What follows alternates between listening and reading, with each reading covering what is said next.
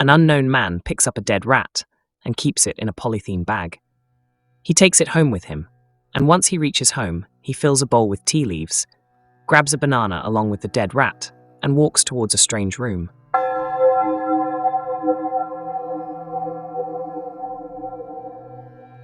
Atharva, who is a pilot, picks up his daughter, Arya, from college. In the car, Arya tells her dad she wants to go on a trip with her friends, but Atharva is unsure whether to allow her or not. Arya becomes very stubborn, and their discussion continues till they reach home. Arya has a younger brother whose name is Ensh, and a mother whose name is Bina. At dinner time, Arya persists in her desire to go on the trip. Atharva finally agrees to it, but he has some conditions, like Arya has to give him the names of all her friends along with their phone numbers, and most importantly, Arya will always have to keep her live location on. She quickly agrees to it.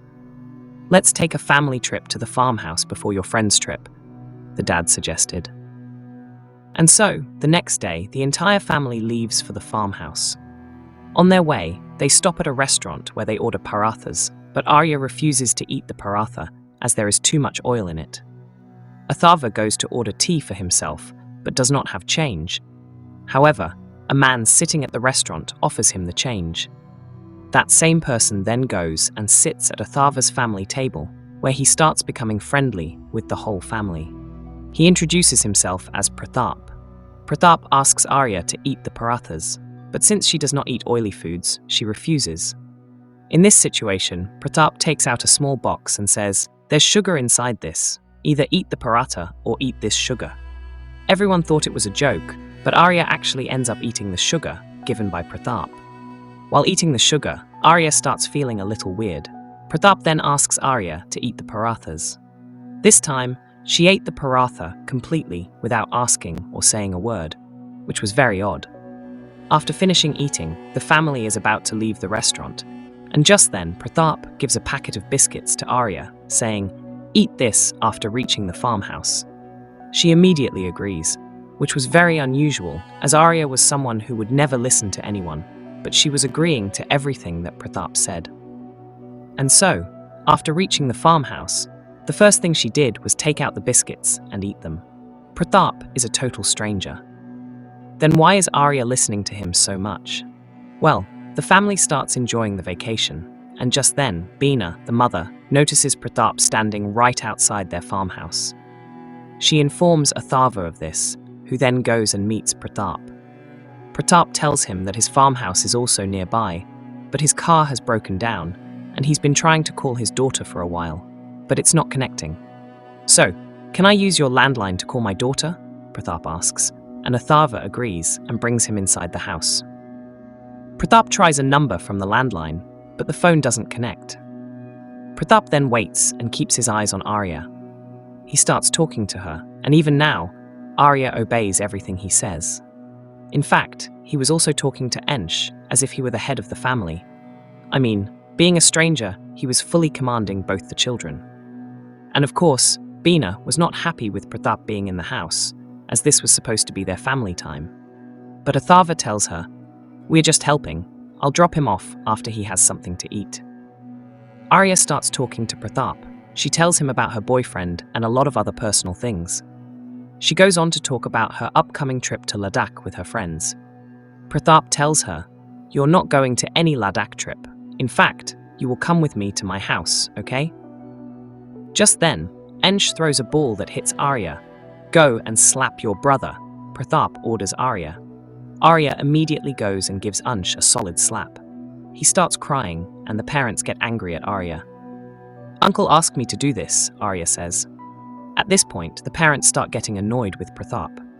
It's now dinner time, and while eating food, Pratap again starts interfering in their family matters. He starts saying, "I know everything about your family." He tells Arya, "Call your boyfriend and break up with him." Surprisingly, Arya does exactly that. The parents get anxious. Seeing all this, Atharva immediately asks Pratap to leave. "I'm not going anywhere," Pratap says. A scuffle begins between them.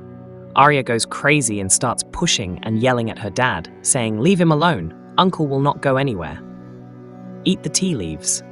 Pratap then orders Arya, and without a second thought, she starts eating it. It was very evident that Arya was under Pratap's control, and that his Vashikran was very strong. Pratap makes Arya laugh, then cry, and even both at the same time. He even gets Arya to slap her own father. Pratap now gets Arya to break everyone's mobile phones and gets the landline cable cut. He then makes Arya massage his foot. Pratap informs the parents that he wants to take Arya with him. "Please don't do this," the parents start begging him. Pratap tells them, "Allow her to come with me. Otherwise, even without your consent, I can order and take Arya away.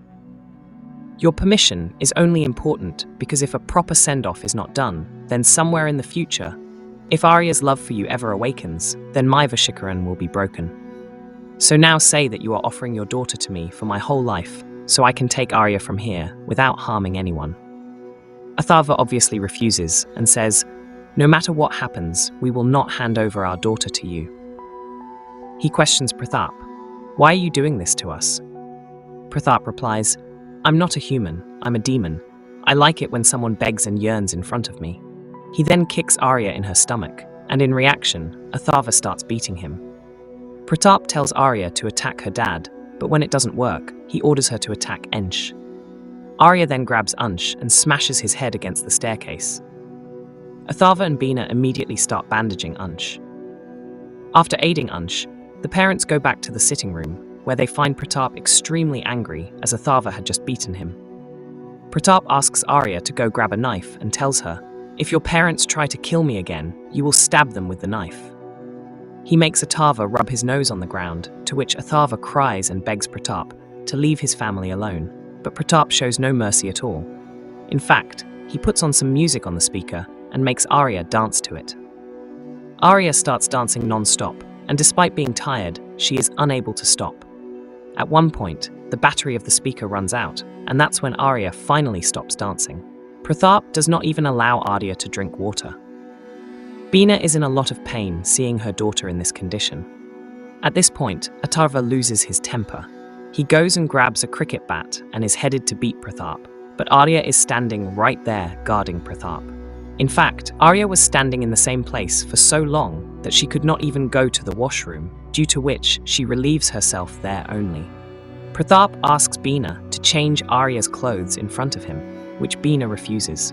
Pratap then asks Arya to take off her clothes. Bina, hearing this, gets very upset and is visibly broken at this point.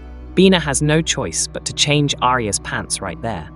Atharva has an office mobile phone, which is safe inside a bag somewhere in the sitting room. He was also trying to charge and turn on his second phone, which was not completely broken.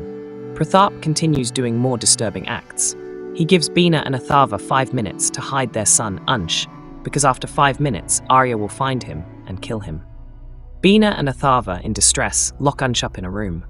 Minutes later, on Pratap's order, Arya, in full anger, goes to Ansh. She repeatedly bangs on the locked door with a cupboard and successfully opens it, but Ansh is nowhere to be seen, which means the parents hid Ansh somewhere else in the house.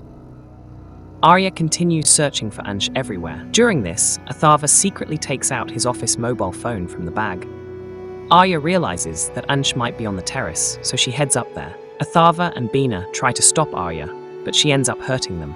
Ansh actually is on the terrace, and he tries to run away, but Arya starts banging his head and throws him off the terrace. The parents rush downstairs and find Ansh severely injured. He was breathing, but he could end up dying if he's not taken to the hospital immediately. Pratap says, "If I want, I can get Ansh killed right now through Arya's hands, but I'll give you a chance. If you want to take Ansh to the hospital, you'll have to sacrifice Arya by allowing her to come with me." The family's condition was so bad that the parents gave up and finally yelled, "We offer our daughter to you." Before leaving, Atharva goes and hugs Arya and secretly puts his phone in her pants pocket so that he can keep track of her location. Pratap then takes Arya and leaves from there. Atharva tells Bina to take Ansh to the hospital, while he starts searching for Arya by tracking her location with the other phone. While tracking, Atharva ends up reaching an outlandish location, which is actually Pratap's den. Pratap has many other girl victims under his control, and he keeps them here in jail-like conditions and makes them do all kinds of work. Pratap tells Arya, "The girls here are your sisters, and you'll now stay here and do all my work. Atharva enters inside the location and gets brutally attacked by the girls under Pratap's Washikaran. He realizes he will now be killed, so he makes one last wish, to be killed by his own daughter, Arya. Pratap accepts this wish and commands all the other girls present there not to touch Atharva. He's then just about to order Arya to kill her father, but before he could, Atharva stabs scissors in both of Arya's ears so that she cannot hear, and since she can't hear, she'll not be able to listen to what Pratap says. Atharva then attacks Pratap, and before Pratap could say anything, Atharva pulled his tongue out so he would be unable to speak at all. Finally, Arya was saved, and along with her, the other girls too were rescued from the clutches of Pratap. Fast forward to a decade later, it's revealed that the unknown man who picked up and took the dead rat was none other than Atharva. He now looks very serious, disturbed, and broken, but he has actually held Pratap captive in a room for all these years. Atharva has been torturing Pratap, just like Pratap tortured his family that night many years ago. Atharva lets Pratap eat tea leaves and the dead rat, and he himself eats a banana in front of him. Pratap begs to let him eat the banana, but Atharva doesn't give it to him. Atharva tells Pratap, "You used to call yourself a demon, right? But for you, I am the devil." Atharva then goes back to his house. We see a picture of Baina and her son, Ansh. It's revealed that both of them died in an accident on the same night while going to the hospital. Even though Atharva has imprisoned Pratap, in the end, he has lost everything. Arya is alive, but even till date, she's not been able to come out of the Washikaran. She's bearing the physical and psychological scars of her traumatic past. She looks more like a living corpse, and it seems she'll never get better. Atharva goes to Arya and feeds her water with his own hands. His only goal now is to torture Pratap for the rest of his life. Vash and Washikaran are terms from Indian spirituality and culture. Vash refers to control or influence over something or someone.